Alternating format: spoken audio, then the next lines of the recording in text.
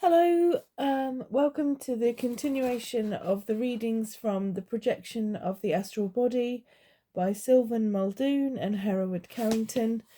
Forgive me, I am trying to do them in larger sections, but please understand that as you're reading this, although I've already read the book itself, it's quite to read it, my brain is also trying to absorb the information.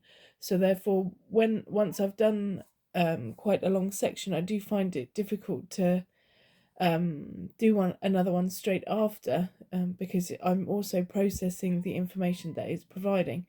I hope that doesn't deter anybody from viewing the videos, because sometimes there's a long wait in between. However, I'm sure if you're genuinely interested, it doesn't really matter. So we're continuing on page 45 today, which is the actual official chapter 1, Existence of the Astral Body Long Known.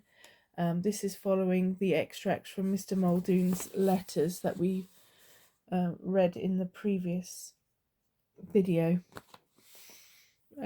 Okay, so Existence of the Astral Body Long Known, page 45. There is a natural physical body and there is a spiritual body. So states St. Paul in his first epistle of the Corinthians. Psychic research, too, has long ago established the belief that within every material being is a non-material double, a cryptic entity coinciding with minute exactitude with the physical mechanism in every centre and cell. Records are numerous, coming from many trustworthy scientists, which substantiate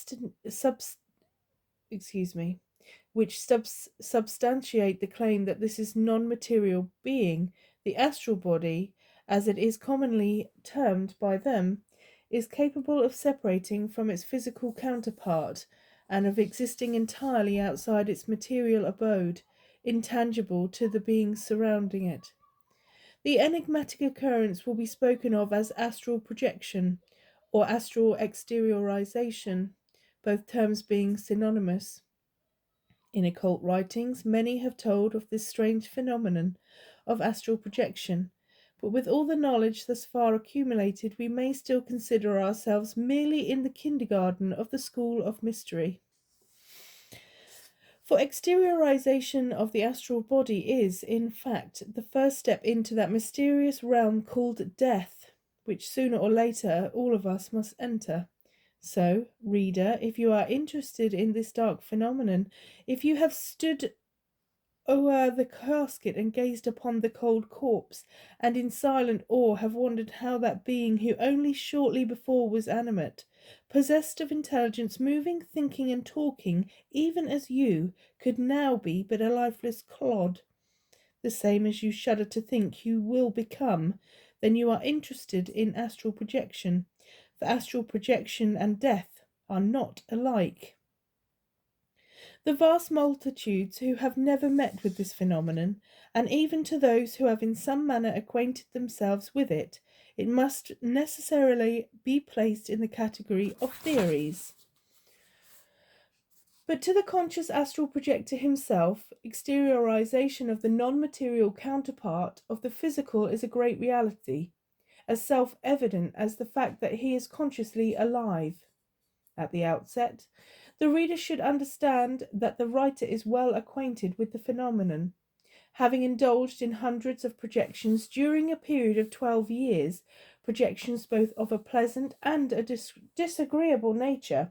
While completely conscious and partially conscious, the greater part of the material contained in this work is from his own experience. After so many years as an astral projector, and at the time while conducting my many experiments with the phase, I have gleaned countless facts and made numerous reasonable deductions from those facts, some of which, so far as I can ascertain, have never been discovered or made known by other writers in the occult field. Realizing that the world is filled with skeptics who stand pat in their tracks, proclaiming themselves practical, who are not open to new possibilities, the prove-it folks who cannot see that the road leading to the real is befogged with mystery, and merges into the horizon of mystery at both ends. I wish to state that, if you are one of this type, looking for proofs that can be measured and weighed through the medium of your limited mind and 5 senses, you will not find them in this book. The materialist, of course, will reject the very idea of astral projection as nonsense. Reason in his idol, the light that guides his convictions. He revels under what he terms the divine touch of reason. There is only one trouble with this divine torch. It doesn't shed much light on the mysteries of life. Life itself is beyond comprehension by the mind of man, to say nothing of its appealing to reason. Just which of the materialist's 5 senses it is that gives him an understanding of life, of creation, or of thought and mental processes. He does not make known, yet he must accept them. Indeed, everything is accepted without extensive reasoning. We may examine everything, examine anything, analyse till doomsday, yet there will always loom up the inexplicable. On the other hand, there is no point in the occult teachings better established, longer held, or more thoroughly proven, says William Walker Atkinson, than that of the existence of the astral body. This teaching of the ancient occultists is being corroborated by the experiments and investigations of the psychic researchers of the present day. The astral body belonging to every person is an exact counterpart of the perfect physical body of the person. It is composed of fine ethereal matter and is usually encased in the physical body. In ordinary cases, the detachment of the astral body from its physical counterpart is accomplished only with great difficulty, but in the case of dreams, great mental stress, and under certain conditions of occult development, the astral body may become detached and sent on long journeys, travelling at a rate of speed only less than that of light waves. On these journeys, it is always connected with the physical body by a long, filmy, connecting link. If this link were to become broken, the person would die instantly. But this is an almost unheard of occurrence in the ordinary planes of action. The astral body exists a long time after the death of the physical body, but it disintegrates in time. It sometimes hovers around the resting place of the physical corpse, and is mistaken for the spirit of the deceased person, although really it is merely a shell or finer outer coating of the soul. The astral body of a dying person is often projected to the presence of friends and loved ones a few moments before the physical death, the phenomenon arising from the strong desire of the dying person to see and be seen. The astral body frequently travels from its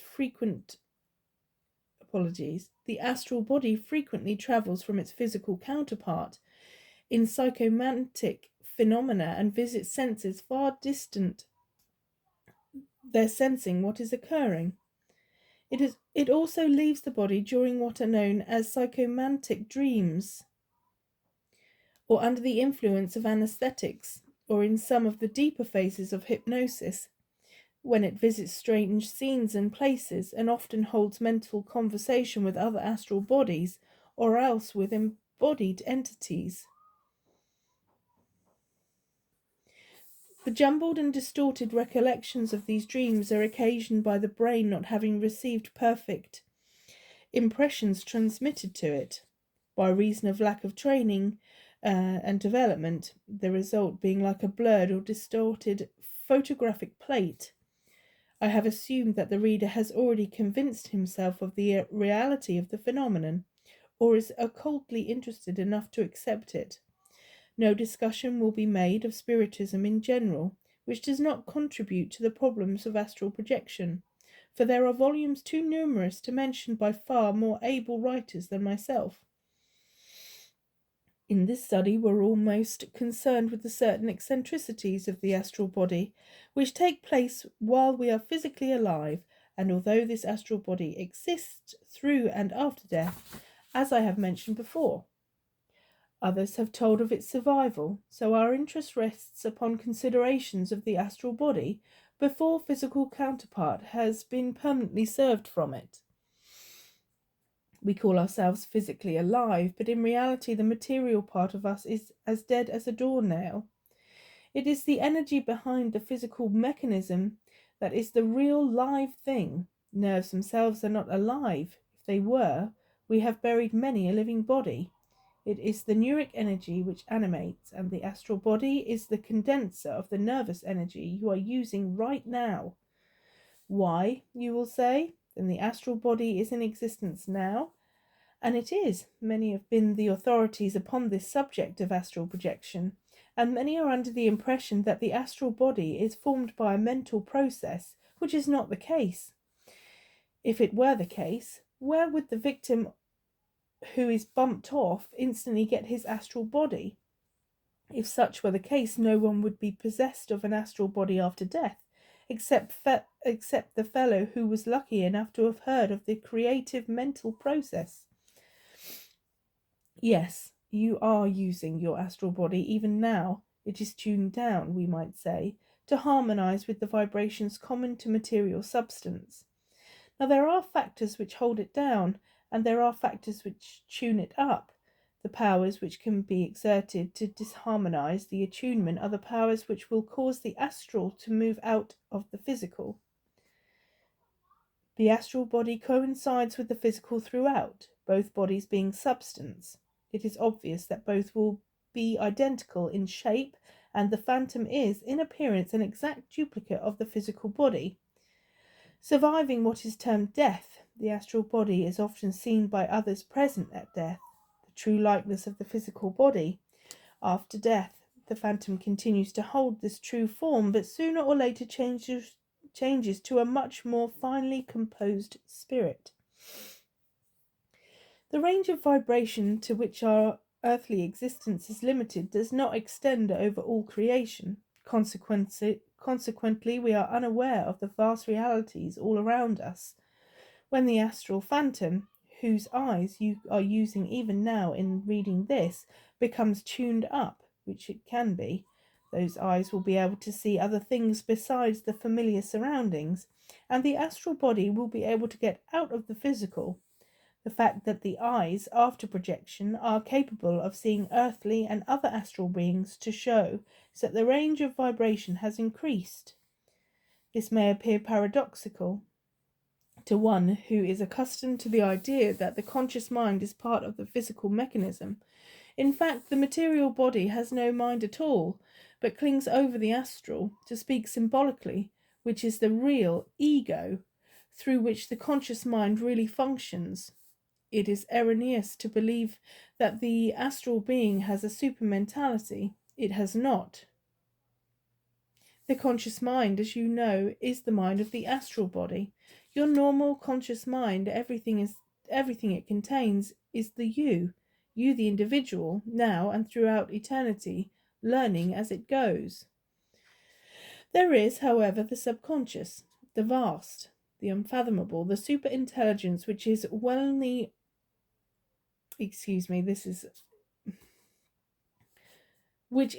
nigh omnipotent and inherent in all. Yet we do not conceive this as the individual as we do the conscious.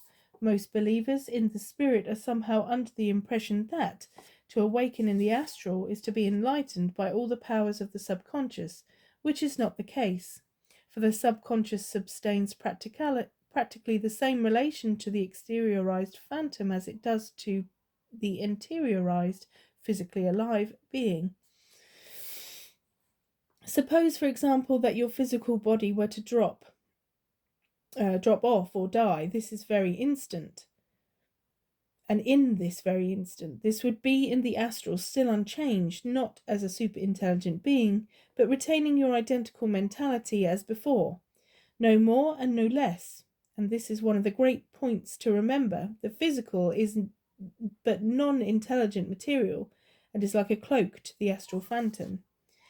It is logical to suppose that, at birth, the astral body, the ego, was brought into being by the omnipotent intelligence, which is, and was, and always will be, while the conscious mind of this body was in the form of a blank, ready to receive impressions, learn, and grow.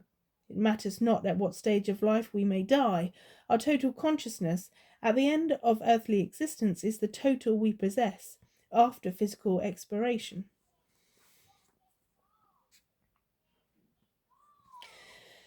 My first conscious astral projection, page 49. Holding the fact firmly in mind that the astral member is the real live self and that the physical is but a sort of shell, we will now turn our attention to what actually occurs when astral projection takes place. I shall describe the very first conscious projection I ever experienced. Realize, however, that all experiences are not alike, and that if, by following the laws of the art, which will be summed up later, you succeed in projecting, what you meet with may not tally with respects with what I have given, and that proficiency is acquired by practice. At the time I was a youth of 12, thinking little of life's more serious problems and caring less, although others in the family had studied along occult lines to some extent. I knew practically nothing concerning the higher life. To be sure, I had heard that we live after death, much as we do now, but that was the sum total of my knowledge on the subject, and even that was not a matter of thought within me. Through reading some books on spiritism, my mother, mostly urged by curiosity and the desire to determine whether it was fact or fiction, decided to visit the camp of the Mississippi Valley Spiritualists Association at Clinton, Iowa. I accompanied her, as did my very small brother, and the occurrence which I shall now relate took place there. We retired to an early hour that evening, incidentally rooming in a house where lodged half a dozen widely known mediums. I dozed off to sleep about 10:30 o'clock, in the same natural manner as I had always done before, and slept for several hours. At length I realized that I was slowly awakening, yet I could not seem to drift back into slumber nor further arouse. In this bewildering stupor I knew within me that I existed somewhere, somehow, in a powerless, silent, dark, and feelingless condition. Still I was conscious, a very unpleasant contemplation of being. I repeat again, I was aware that I existed, but where I could not seem to understand. My memory would not tell me. The stupefaction which one experiences when first arousing from the influence of an anesthetic is similar. I thought that I was awakening from natural sleep, in a natural manner, yet I could not proceed. There was but one thought dominating my mind. Where was I? Where was I? Gradually, it seemed an aeon of time, but in reality it was but a short interval. I became more conscious of the fact that I was lying somewhere. These few half-clear thoughts brought relative thoughts, and shortly I seemed to know that I was reclining upon a bed, but still bewildered as to my exact location.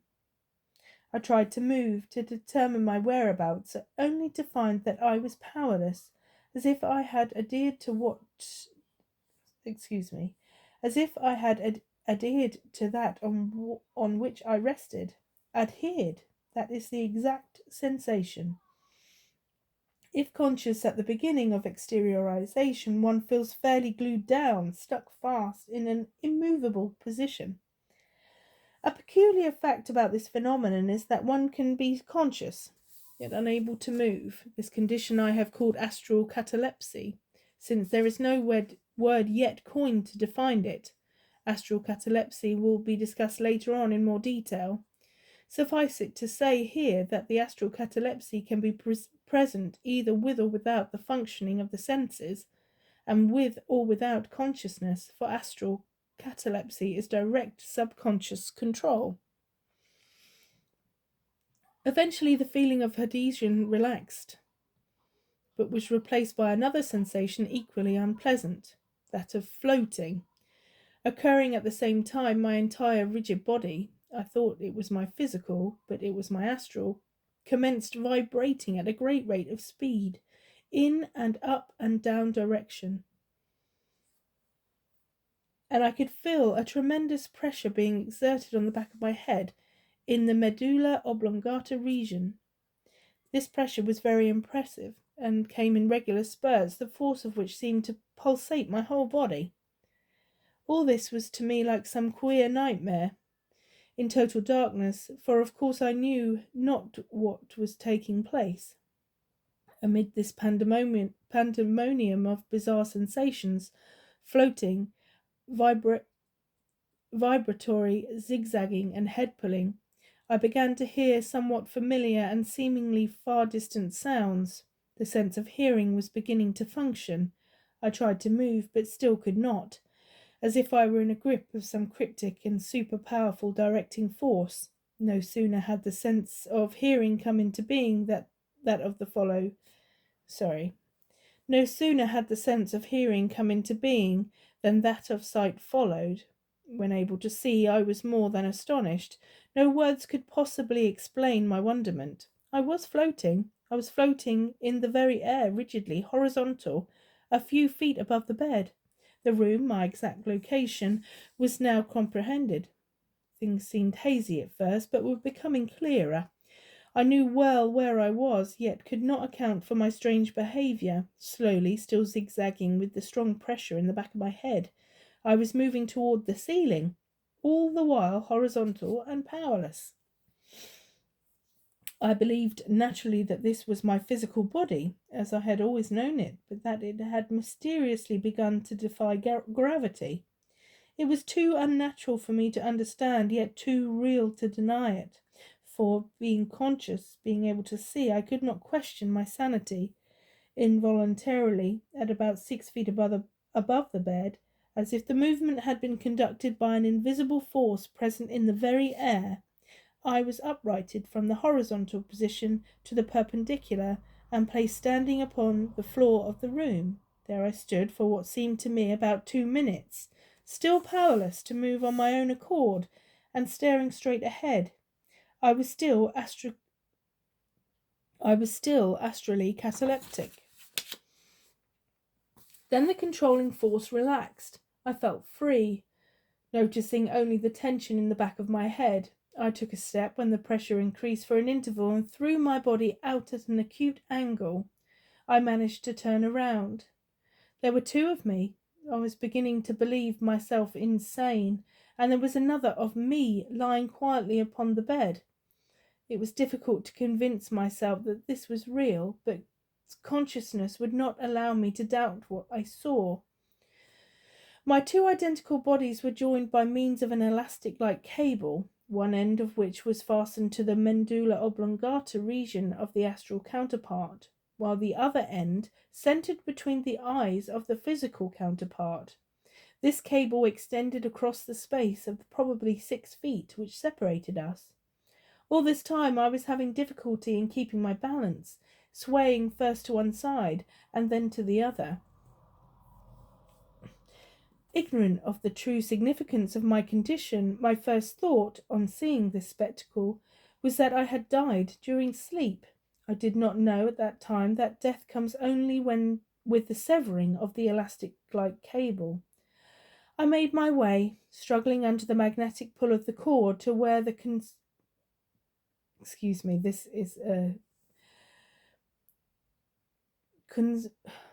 where the consanguineous earthly beings lay asleep in the other room, hoping to awaken them and let them know of this awful plight. I attempted to open the door, but found myself passing through it, another miracle to my already astonished mind. Going from one room to another, I tried fervently to arouse the sleeping occupants of the house. I clutched at them, called to them, tried to shake them, but my hands passed through them as though they were but vapours. I started to cry. I wanted them to see me, but they could not even feel my presence. All of my senses seemed normal, save that of touch. I could not make touchable contact with things as formerly. An automobile passed by the house. I could see it and hear it plainly. After a while the clock struck 2, and, looking, I saw it registering that hour.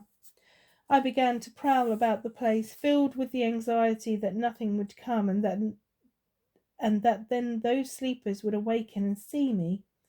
As I recall it, I prowled about in the different rooms for perhaps 15 minutes, when I noticed a pronounced increase in the resistance of the cable. It was pulling with a stronger and stronger tug. I began to zigzag under its force, and found presently that I was being pulled backward toward my physical body.